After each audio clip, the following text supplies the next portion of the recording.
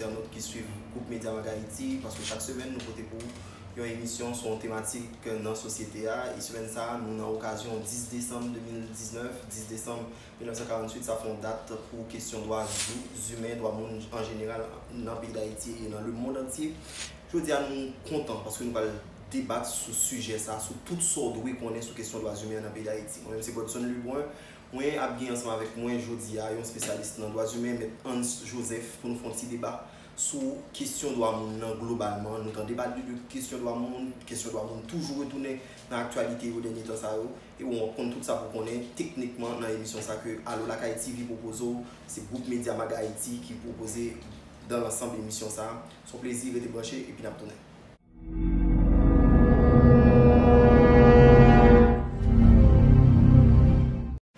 Joseph, bonjour, bonsoir. C'est mon plaisir de ensemble avec les téléspectateurs de la Carré TV pour une émission sur les droits humains. Hans, qui est-ce? Bon, d'abord bonjour à toutes téléspectateurs et téléspectatrices à la Carré TV. Donc c'est un plaisir pour moi pour faire partie, pour intervenir dans le cadre de cette émission. D'abord, qui est-ce? Hans Joseph, c'est un avocat au barreau de Port-au-Prince. Moi, je suis un spécialiste dans la question droits de l'homme, droits fondamentaux. Donc voilà, j'ai un Master 2 dans le cadre de cette discipline, Master 2 droit international et européen des droits fondamentaux. Donc voilà, m'a exercé régulièrement comme avocat inscrit au barreau de Port-au-Prince. Maintenant, Joseph, je dis à nous avons fait une émission sur droits humains. Je dis à l'heure dit droits humains, techniquement, ça pour téléspectateurs internautes saisir la question des droits humains, on parle de droits humains globalement, je dis. Voilà, bon, droits humains, droits de l'homme.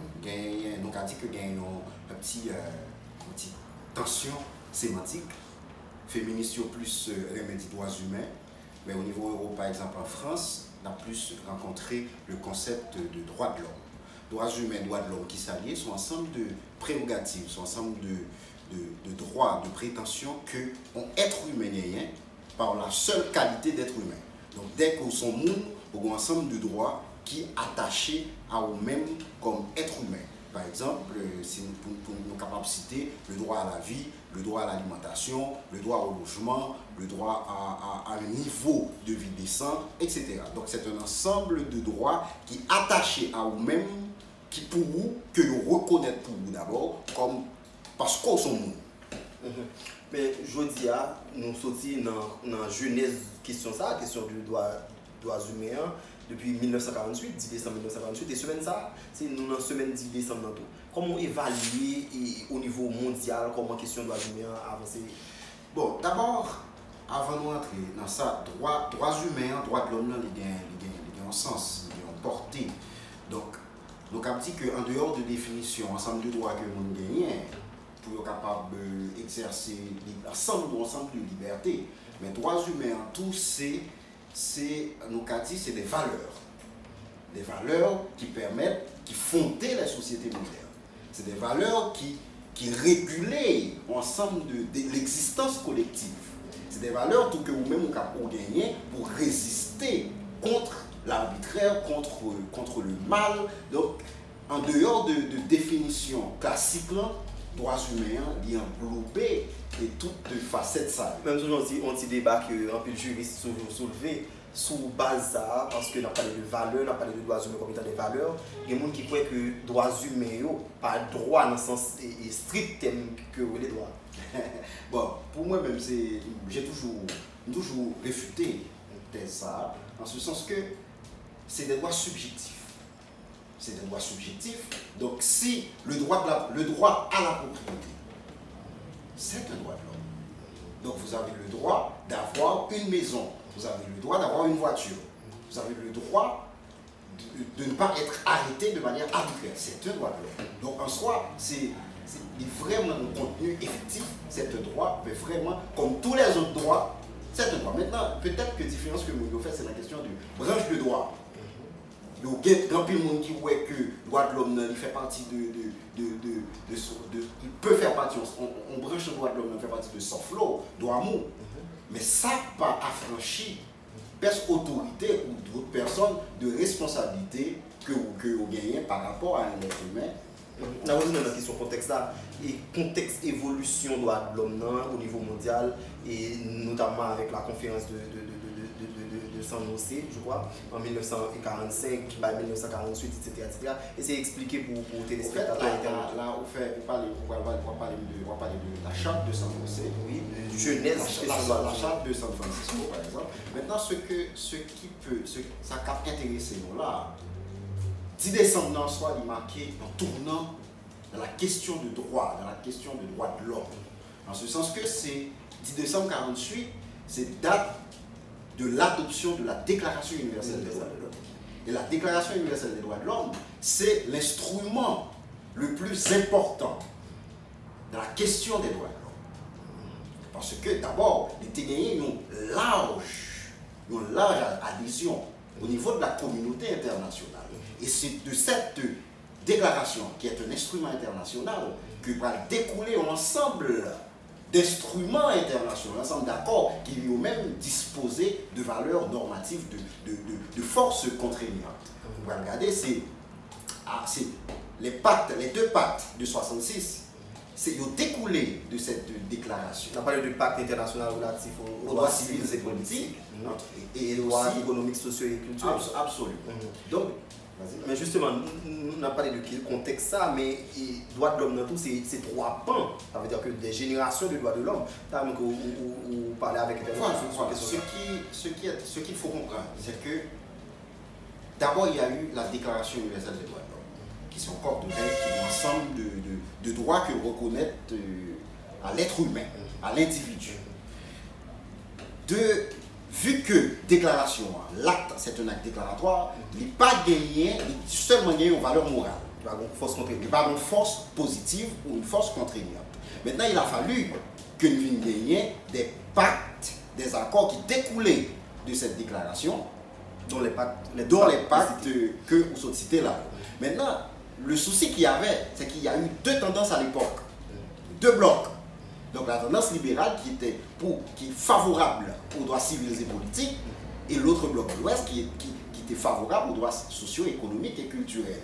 Maintenant, pour pouvoir trouver un consensus au niveau international, ils ont dû scinder, diviser ces droits en deux générations de droits pour chaque monde qu'à retrouver. Parce que ce qui est important, c'est qu'il fallait trouver un consensus sur cette question. Maintenant, servent la première génération de droits, qui c'est les droits civils et politiques, la deuxième, c'est les droits socio-économiques et culturels, et la troisième génération de droits de solidarité. Justement, de manière pédagogique, Hans Joseph, qui est ensemble avec le soir de la CAI TV, pour l'émission ça que l'on a fait sur la Déclaration universelle des droits de l'homme, sur les droits humains globalement, ça qui leur parle de droits civils et politiques. Qu'est-ce que cela veut dire? De votre rang de juriste, qui ça, monde doit saisir dans ça, leur parle de droits civils et politiques? Ce sont par exemple des libertés. Le droit de ne pas être soumis à des peines cruelles, inhumaines et dégradantes, c'est un droit civil. Droit de voter, c'est un droit politique que vous avez. Le droit à la liberté d'expression, c'est aussi un droit civil. Donc, si on a essayé comme ça, on a la deuxième génération. Hein? Deuxième génération, par exemple, le droit au logement. Moi, j'ai écrit un livre sur le droit au logement, vous allez voir. Le droit au logement. Il y a le droit au logement, il y a le droit à l'éducation. Ok, donc tout ça, c'est les droits sociaux. Et nous, la troisième génération, qui les droits de solidarité, droit par exemple à un environnement sain, etc. On a parlé de mise en œuvre là, maintenant, Joseph. Et comment, et c'est justement c'est élément ça, question de droits humains, qui pourrait surtout avec l'État par rapport aux citoyens, obligation que l'État gagne. Mais maintenant, comment mettre en œuvre, l'applicabilité de cette question de droits humains? Voilà. Maintenant, là vous parlez de l'effectivité de ces droits qui sont proclamés. L'État gagne ses responsabilités. Dès que l'État partit à une convention, l'État gagne des obligations positives. En ce sens, l'obligation de mettre en œuvre, par exemple. Donc l'État a la responsabilité pour droit ça, pour le capable effectif au niveau interne. Bien entendu, il y a des critères techniques, il y a des aspects techniques de la question, comment ces normes intègrent les différentes législations.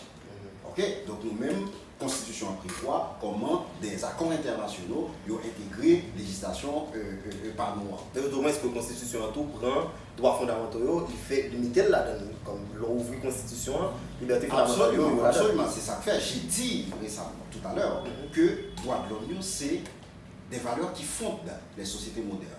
Vous allez voir, dans les démocraties, les grandes démocraties, les nouvelles démocraties, comme ça, ouais, majorité constitution, ils fait des références aux droits de l'homme. Et en dans constitution, on joindre, par exemple, la constitution haïtienne, article 22, droit au logement. Donc, il y a des droits fondamentaux qui sont insérés dans la constitution, tirés, inspirés de l'esprit de 48 de la Déclaration universelle des droits de l'homme. D'ailleurs, même les dispositions préambulaires, préambule même, on te parle, c'est comme une adhésion, une soumission à la Déclaration universelle des droits de l'homme. Donc, au niveau d'Haïti, corpus juridique nous gagnons, lit d'accord sur le droit de l'homme intégré. Mais maintenant, M. Joseph, et c'est ça qui est plus important, je veux dire qu'il y a plusieurs organisations qui ont un activisme pour la défense des droits humains en Haïti. Et un bagage qui est récurrent, c'est que Haïti, son pays, côté que droit moun bafoué tout le temps. C'est votre avis? Bon, c'est une belle question et je partage cet avis. Moi-même, par exemple, de mon lieu d'avocat, en tant qu'avocat, ma vive avec pincement au cœur des violations graves de droits en pile monde dans le système. Dans le système judiciaire. Des commissaires du gouvernement qui s'arrogent le droit de décerner des mandats n'importe comment. Tandis que Constitution encadrée, Constitution, les codes d'instruction criminelle, il est encadré, il dit, mais dans quelles conditions un commissaire peut décerner un mandat? Donc ça, c'est une violation de droit, le droit à la liberté individuelle. Donc vous portez atteinte à cette liberté. En plus de ça, regardez la situation des droits sociaux en Haïti, soit fondulent. Le logement, l'éducation, qui a droit à l'éducation? C'est des droits prévus par la Constitution. Maintenant, des personnes dans le monde qui pourraient dire c'est des droits sociaux, d'accord, c'est suivant, c'est comme si moyen que l'État il n'y a pas de problème à ce niveau. Mais maintenant, l'État a une responsabilité. C'est une obligation internationale. Vous êtes parti à un traité, vous avez l'obligation de mettre en œuvre ce traité. Vous pouvez comprendre que c'est dans la mesure des moyens possibles. Donc c'est progressivité. Mais maintenant, cette progressivité, il est tellement conditionnel, il vient tellement en façon pour l'État fuir une responsabilité. Droits sociaux viennent tourner en optionnalité. Donc ce n'est plus une obligation pour l'État. On faut tirer sur le système judiciaire là. Et d'année en année, question et population carcérale, surpopulation carcérale là, et il vient un sujet de débat dans la société. Mais comme c'est un élément aussi de violation des droits humains, comment c'est comme juriste, comme technicien, nous avons résoudre une question? Le premier côté pour résoudre cette question, c'est au cabinet, dans les cabinets d'instruction. Le code d'instruction criminelle, la peine pénale, la loi sur la peine pénale, on dit que le juge d'instruction, il y a 3 mois en total. 2 mois pour l'inscrire, pour transférer le dossier à le commissaire du gouvernement, et 1 mois pour préparer l'ordonnance. Moi, je suis témoin. Il y a des juges d'instruction qui ont des dossiers dans mes mains, il y a 2-3 ans. C'est-à-dire que ces gens sont en prison. Et c'est que il faut une loi pour contraindre les juges d'instruction sur cette affaire? Non, maintenant c'est à la CSPJ de faire son travail. Et aussi à la société civile. Ne plus accepter cette histoire. Contraindre le juge d'instruction? Contraindre le juge au fait travail. Et mais il y a des juges qui le font. Dans le juge qui fait travail avec sérieux.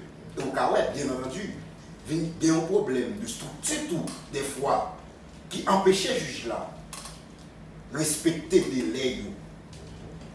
Mais la personne détenue n'est pas victime de cette situation de négligence, pas même de négligence au juge, de ce dysfonctionnement au niveau même de l'État. Vous parlez de dysfonctionnement comment? Ah, mais bien sûr, c'est l'État qui doit gérer ces structures. CSPJ, par exemple, fait partie de l'État. CSPJ, ministère de la Justice, faut que vous mettez suffisamment de structure, nommer plus juges, encadrer au plus, bah au plus moyens pour fonctionner, pour faire travail. Bon élément tout dans ça que parce qu'on a cherché solution avec élément ça par exemple pour venir avec un débat avec Hans Joseph, c'est question que poursuivre cap fait, que ce soit par la police, que ce soit par le parquet, sans le dossier véritablement qui montait, donc ça empêchait pour que le dossier ça va continuer dans le système là. Non, ça va pas empêcher de continuer. Je vais vous dire. La police a arrêté aujourd'hui dans le pays d'Haïti et Internet a suivi nous comme ça par arrimage, on pile monde dans la rue, etc. Mais moun ça a en prison, ils viennent sans dossier et parquet pas facilement quitter ou aller et puis voilà. Mais je vais vous dire une chose. Copie en prison. Moi-même, en tant que militant des droits de l'homme, professionnel du droit, ça qui est important, c'est la liberté de la personne. Si vous n'avez pas de dossier, il faut libérer cette personne. C'est vous-même qui avez la responsabilité de construire un dossier. Mais si vous n'avez pas de dossier, vous ne pouvez pas quitter le monde dans la prison. Il faut le libérer. C'est clair. Maintenant, nous n'avons pas des droits victimes de situations de laxisme à l'État. Non. Bien que quel que soit son accusé, je peux comprendre que c'est des valeurs sociales protégées que Mounsa a attaqué à elle. Mais la liberté reste moyen. Arrangeons pour créer d'autres moyens pour contraindre nous. Mais il faut libérer cette personne. Parce qu'on ne peut pas à la gueule dans l'enfer du pénitentiaire national, nous n'avons pas de dossier, ou quitter le dossier là, ou à faire de l'occupation, et puis cette personne, il est dans la prison, pas connaît qui s'est décidé sous sol. Que faire des parquets en ce sens? Des parquets aux CSPJ, dans le premier temps, et pas petit. Le ministère de la Justice. Parquet relevé du ministère de la Justice. Maintenant, il faut encadrer. Il faut les encadrer. Il faut que l'État mette des moyens suffisants à disposition. On nous dit que l'État, à travers le ministère de la Justice, chaque année, toute politique publique de justice qui gagne le pays, toujours une question combattre la détention préventive prolongée. Comment évaluer? Je vais vous dire, ce qui, ça vient, et c'est grave, le mot vient commencer creux. Donc c'est une formule toute faite que chaque monde qui paraît là-dedans, à cette phase, il va falloir saluer le travail de l'ancien commissaire du gouvernement, Paul Léon-Suivard. Il a fait un travail remarquable, il a combattu détention préventive prolongée. Donc maintenant, que ces autres parquetiers, que au moins le relais, qu'ils fassent leur travail. Pour question, toute institution, regardez, ministre, ministre, à venir avec des stratégies pour essayer dégraisser, décongestionner. Et maintenant, si les autorités haïtiennes, eux autres, ils ont une responsabilité, ça fait partie du respect des droits de l'homme. Lorsque l'État aura à présenter son rapport au niveau international, parce que l'État est tenu, il y a des rapports à présenter. Mais dans l'observation générale, il y a condamné l'État. Parce que l'État n'a pas fait suffisamment d'efforts pour respecter le premier des droits, la liberté individuelle. On a été dans la justice, ça toujours. Élément d'actualité, entre juillet 2018 et décembre 2019, il y a des cas de tuerie qui sont organisés dans plusieurs quartiers populaires en Haïti. Les dossiers sont bloqués au niveau du cabinet d'instruction, etc. Et alors que il y a des gens que ce soit à la Saline, que ce soit à Tokyo, etc., les gens sont vraiment dispersés dans la nature, ils ont dépourvu de logement, et même droit comme justiciable, pour jouer un procès équitable, ou même comme militant de droits humains, comment on pense que nous devons adresser ces questions à Maintenant, c'est par exemple le cas du dossier de la Saline. Il y a un juge qui est affecté à dossier. Ça fait plus d'un an. Ça fait plus d'un an. C'est-à-dire que ce juge devrait instruire dans une durée de 3 mois, ce qui peut être techniquement impossible. Dans ce cas, par rapport à l'ampleur du dossier. Ok, on va être réaliste sur le point. Tout de même, il y a un rapport de la DCPJ. Maintenant, il y a un rapport de la DCPJ, etc. Il y a un travail qu'il faut faire. Les organisations des droits humains aussi ont publié des rapports. Ça, c'est des rapports. Mais le juge d'instruction, le fait, mon qui peut faire premier gros travail là, c'est le juge d'instruction. C'est le juge d'instruction. C'est sur la base de cette ordonnance qu'un tribunal va évaluer suffisamment pour voir qu'il y a eu suffisamment d'incidences, d'indices, et que le tribunal va évaluer les preuves. Maintenant, nous allons retourner dans la responsabilité de l'État. Si il y a un massacre d'une telle ampleur, donner des moyens suffisants à la justice Pour la justice faire travailler. Et maintenant, il ne faut pas avancer sur le pour avancer. Parce qu'il y a des noms qui ont été cités. Ah, mais justement, c'est ça que il y a des noms qui ça ont va été mettre cités. toute loi. Non seulement avancer sur eux, mais il faut aussi respecter leurs droits. Et pas juste prendre mon nom, tant de dire, oui, mais qui fait sous lui. Il y a un rapport de la police pour prendre ou baquer. Mais tout le monde a des actes d'instruction, tendez-le, invitez-le, inculpez-le, etc. Mais c'est clair, parce que mon nom, d'abord, les indices, il drapé, il est couvert de présomption d'innocence. Justement. Ou pas qu'à déjà juge d'instruction, parce qu'il y a cette tendance au niveau des cabinets d'instruction qu'il faut dénoncer. Les citoyens ont plus de tendance fuient les juges d'instructeurs que viennent contribuer. Parce que logiquement, dès que nous avons venu, vous mettez dans des tas, vous voyez dans des dépôts. Tandis qu'il y a d'autres moyens alternatifs pour capable de ça à la disposition. La liberté doit être arrêtée et la détention. Mais tout de même, dans le cas ça on a parlé, c'est le cas que pas de véritablement d'acte d'instruction fait pendant un an. Bon, non, ne dis pas ça parce que l'instruction elle est secrète. Mais toujours, non, je veux croire que. Nous voulons entendre que le monde a monté des centres de l'instruction, etc. On va obliger de tendre des gens. La justice c'est public. Un moment, la justice n'est pas zélier. On va obliger de tendre ou pas qu'on qui travaille, juge l'a fait. L'instruction elle est secrète. Non, ça dit ça. Donnez au moins dit que. Ça fait plus que 3 mois. Je suis d'accord. Et il y a des rapports documentés déjà sur mais il y a eu, il faut que tout le monde ait tout. Parce que là, on y a parlé. Des fois, il y a accusé des juges, mais ce n'est pas ça. Il faut qu'on connaisse qui ça a passé aussi dans le cabinet du juge. Ce dossier, moi-même, on connaît qu'il y a eu une récusation de ce juge instructeur qui a en cassation. Et sur cette base, le juge est tenu d'attendre la cour. Ok. Et l'autre élément encore dans le droit politique, nous était, c'est question électorale. Question électorale là. Et il y a tout un gros de citoyens qui en âge de voter, qui pas qu'à une carte électorale et il y a des fois tout que l'élection ont entaché d'irrégularité, etc. C'est violation du droit politique en certaines catégories. Maintenant, comment vous pensez, parce que tant soit peu, on avance vers des élections qui t'a dû organiser peut-être l'année prochaine dans le pays d'Haïti. On ose encore l'esprit. Ben oui. Mais maintenant, même comme militant de droits humains, comment résoudre le problème ça? Parce que le période électorale, haïtiens, citoyens haïtiens, victimes de ça. Maintenant, c'est encore une défaillance institutionnelle. L'État a pris des engagements au niveau international. Le pacte international relatif aux droits civils et politiques, lui, prévoit et garantit le droit du citoyen d'aller voter, le droit de choisir. D'élire ses représentants. Donc maintenant, il revient maintenant à l'État qui a pris cet engagement au niveau international de mettre les structures appropriées, les structures qu'il faut pour délivrer les cartes aux citoyens pour voter. Maintenant, c'est d'abord au niveau du budget, il faut dégager le budget raisonnable pour ça, pour garantir ça. Parce que, au pas qu'à ravir citoyen de son droit au vote, parce que ou pas le 4 pour la voter. Si vous n'arrivez pas le 4 pour la voter, trouvez une autre façon de faire la voter. Il y a des élections truquées aussi. On dit truquées, peut-être le mot est trop fort, mais irrégulières généralement, que vous faites en Haïti. Ça aussi, c'est violation des droits humains. Maintenant, vous rentrez à fond dans la politique, c'est aussi des violations des droits de l'homme, parce que la personne est déplacée, la voter, il choisit au monde, et vous-même, vous décidez d'orienter son vote dans ce sens-là. C'est grave. Et c'est comme vous le dites, c'est une violation des droits de l'homme. Mais ça a commencé tout dans le respect des normes qui déjà existaient. Donc, la Constitution, jusqu'à présent, il y a des institutions de baguette, donc le Conseil constitutionnel, donc le Conseil électoral permanent. Les droits de l'homme, ce sont des valeurs, j'ai dit tout à l'heure. Et ces valeurs vous permettent de résister face au pire, de réfuter l'inacceptable. Donc, citoyens, ou dans notre premier travail pour nous faire, c'est pour nous aller à la rencontre, pour nous apprendre le droit. L'État supposé mettre l'institution au profit des citoyens.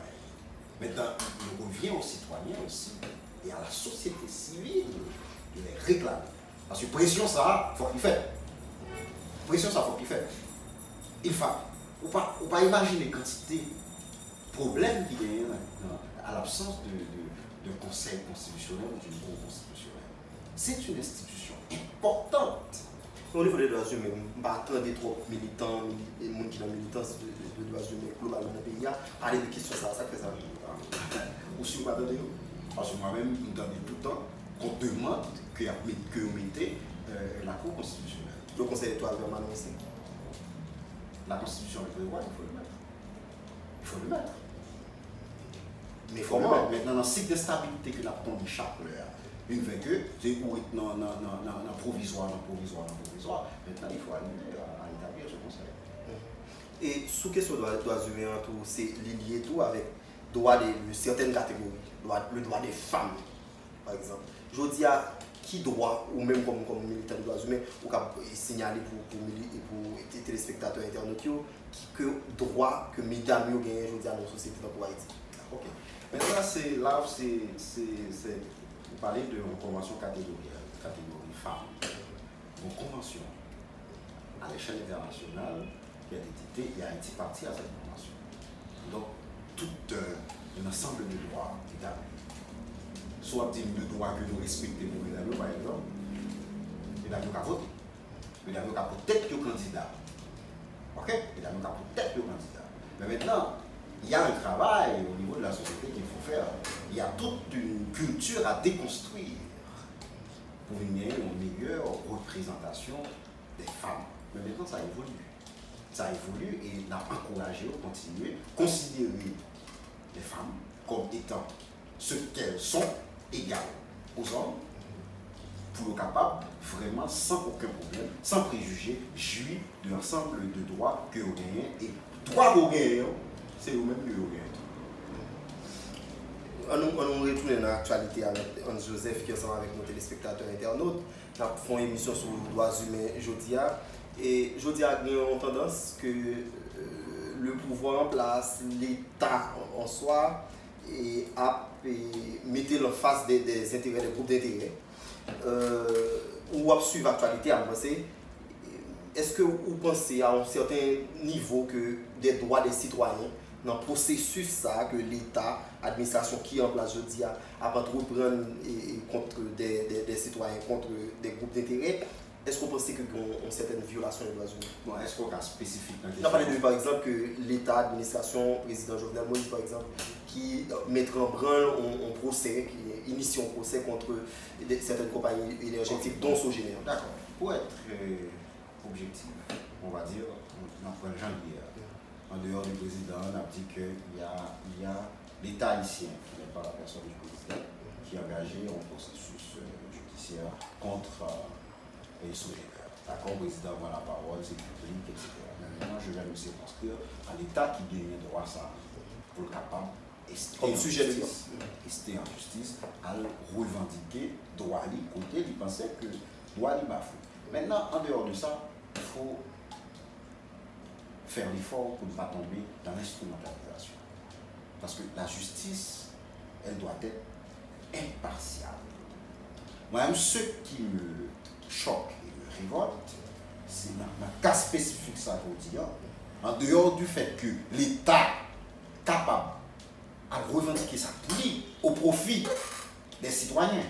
Si l'État estime que contrat ça qui passait entre lui-même à son génère, il y a des clauses qui désavantagent le peuple haïtien, l'État a pris dans 4 contrats, Jean pour le couper, Jean mode de résolution de différends et de conflits, Jean prévoit le contrat. Maintenant,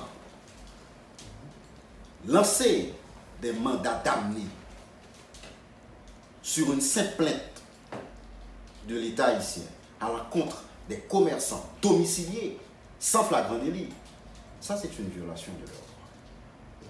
Et c'est grave. C'est une violation de leurs droits parce que le parquet, au titre de l'article 30 du Code d'instruction criminelle, le parquet ne peut pas décerner les mandats d'amener dans ces cas.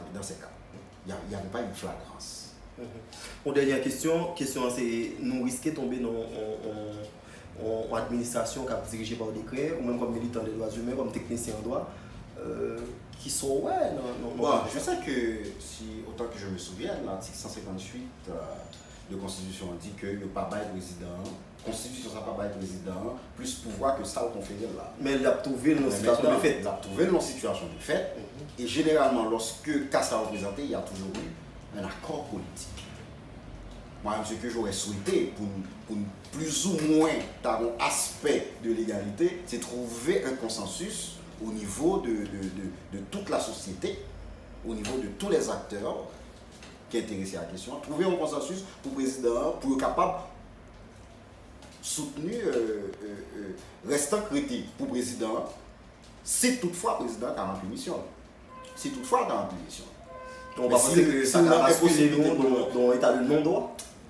Il y a un ami, Samson Bessia, qui va sortir un article qui s'appelle Haïti en marche vers la dictature. C'est dans l'esprit ça. Parce que là, il n'y a pas de disposition constitutionnelle ou légale qui autorise le président à aller faire ça, bon, dirigé par décret. Mais maintenant, trouvons dans une situation de fait, côté que le Parlement n'a pas existé, maintenant le pays doit fonctionner. Pour ce fait, il faut un accord entre les forces vitales de la société. Maintenant, pour terminer sur la question que vous avez posée tout à l'heure, contre ces mandats d'année qui ont été décernés contre les dirigeants de la Sogénère, il y a eu une action d'habeas corpus, une menace à la liberté. Et maintenant, il y a eu ils ont récusé en masse tous les juges du tribunal. Et le doyen a fait droit à cette demande de récusation. Quid de la liberté intellectuelle? Dites-moi, quid de la liberté? Avocat de l'État dit les mandats restent debout. Bon, premièrement, les avocats de l'État ici n'étaient pas partis au procès. Ok? Parce que le procès opposait la Sogénère contre le commissaire du gouvernement. Mais maintenant, je peux comprendre que récusation faite, le doyen peut-être est tenu de s'abstenir, de surseoir. Mais parallèlement, le doyen devrait aussi surseoir au mandat. Donner sursis au mandat. En attendant que la Cour dise qui est pour qui traite les questions. Parce que imaginez, arrêt à sortir le doyen, il va continuer tant de questions dossiers. Ordonnance doyen vient constater que les mandats ont été émis en toute illégalité, tandis que le mandat ça a été exécuté. Quel est l'effet utile? Quel est l'effet utile?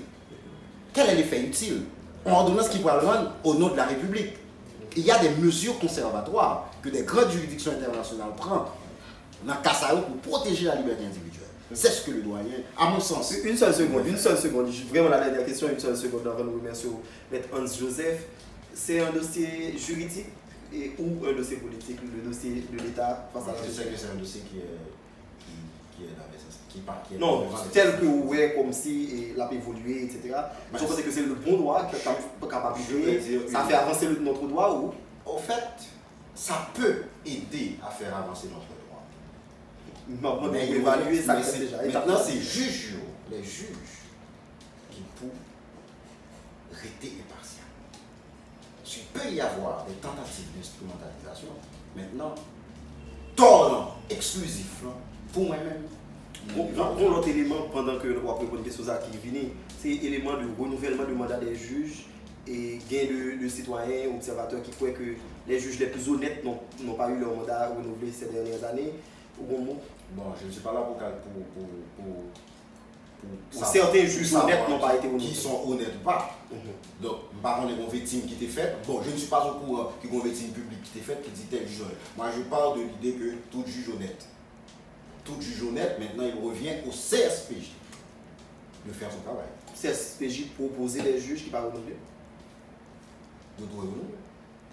Merci beaucoup, Maître Hans Joseph. C'est un plaisir de vous partager sur le plateau à la TV. À la TV, Magaïti, nous sommes contents ensemble avec Maître Hans Joseph. Aujourd'hui, nous avons fait une émission spéciale sur question droits humains. Nous allons avec vous la semaine prochaine pour l'autre émission sur télévision à la TV.